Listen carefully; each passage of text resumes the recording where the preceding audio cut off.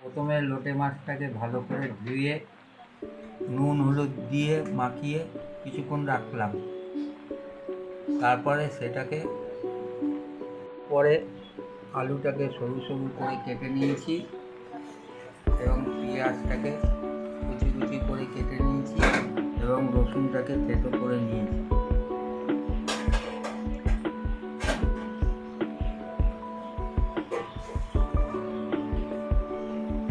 কড়াইটাকে পেতে তার মধ্যে কিছু পরিমাণে তেল দেওয়া হলো। এবার তেলটা গরম করা হবে। গরম করার পরে ঠিক আছে, এরপরে প্রথমে রসুন দেওয়া হলো তেলের মধ্যে, গরম তেলের মধ্যে।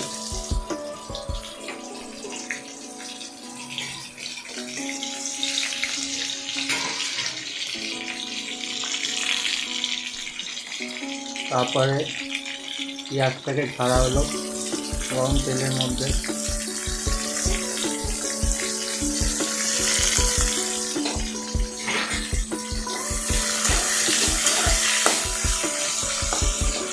পেঁয়াজটাকে ভাজা হচ্ছে।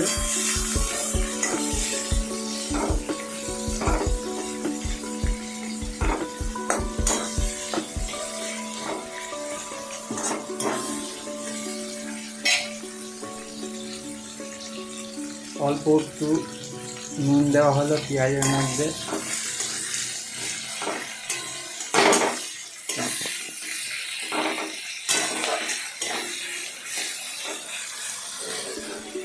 এটাকে বেশি লাল ভাজতে হবে না, অল্প পরিমাণে ভাজতে হবে। ভেজে তারপরে তার মধ্যে আলু দেওয়া হলো। যে আলুগুলোকে সরু সরু করে কাটা হয়েছে, এরপরে আলুটাকে ভালো করে কষাতে হবে। অল্প পরিমাণে হলুদ দিতে হবে।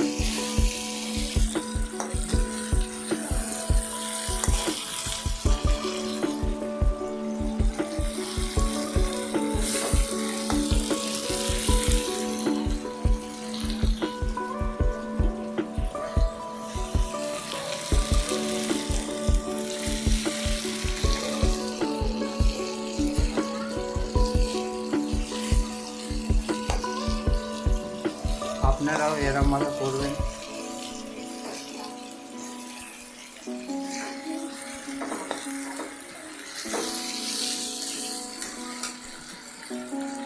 মাছগুলোকে আলুর মধ্যে ছাড়া হলো, লোটে মাছগুলোকে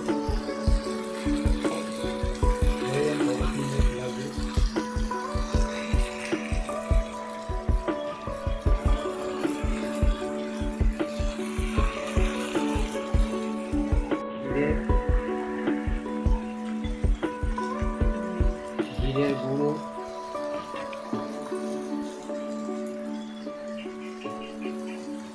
ধনের গুঁড়ো আর শুকনো লঙ্কার গুঁড়ো দেওয়া হলো সম পরিমাণে। এরমভাবে খানিকক্ষণ নাড়াতে হবে। এই যে কত সুন্দর কালার হয়েছে।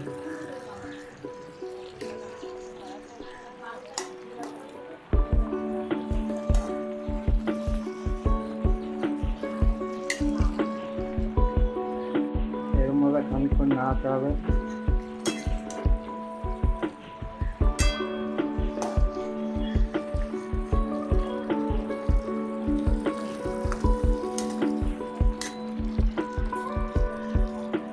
খানিকক্ষণ রেখে দিতে হবে। কি সুন্দর তৈরি হয়েছে দেখুন, লোটে মাছের ঝুরঝুরে।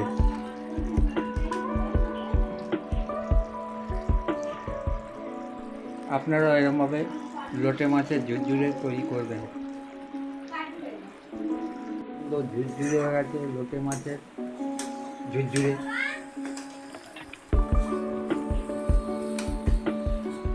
এই যে কত সুন্দর ঝুরঝুরে হয়ে গেছে, কি সুন্দর লাগছে দেখুন। এটা হলো লোটে মাছের ঝুরঝুরে তৈরি।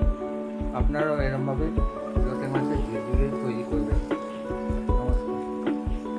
দেখেছেন কত সুন্দর লোটে মাছের ঝুরঝুরে